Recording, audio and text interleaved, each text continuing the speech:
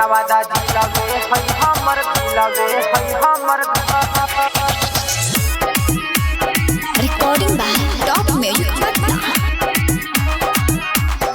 Music by DJ Vikas Sitamarhi. बेटा हको नहीं के रोसेदार नवादा जिला में है हमर घर।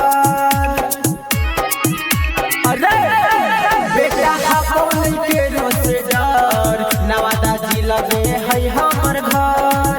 हे रे बोलै न बढ़ा चल के मन होतौ तया के लिहलार। बेटा हको नहीं के रोसेदार नवादा जिला में है हमर घर। हे रे हको नहीं के रोसेदार नवादा जिला में है हमर घर। नवादा जिला में है हमर घर। यहाँ के लइकन सब हौ पीटे मारे में नवादा जिला नाम है रंगदारे में। यहाँ के लइकन सब हौ पीटे मारे में नवादा जिला नाम है रंगदारे में। हे कर दो तोरा मटार बेटा अभियो से जो न सुधार। बेटा हको नहीं के रोसेदार नवादा जिला में है हमर घर। हे रे हको नहीं के रोसेदार नवादा जिला में है हमर घर।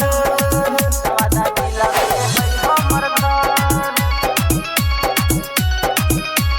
रे बेटा कोई भी हमर ना कुछ उखाड़ी ही बेटा हम अपने खिलाड़ी।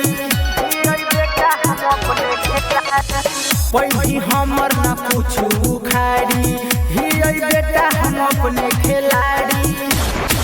डीजे सोनू हकौनी यार चल तो गोली खाली धार धार। बेटा हकौ नहीं के रोसेदार नवादा जिला में है हमर घर। हे रे हकौ नहीं के रोसेदार नवादा जिला में है हमर घर।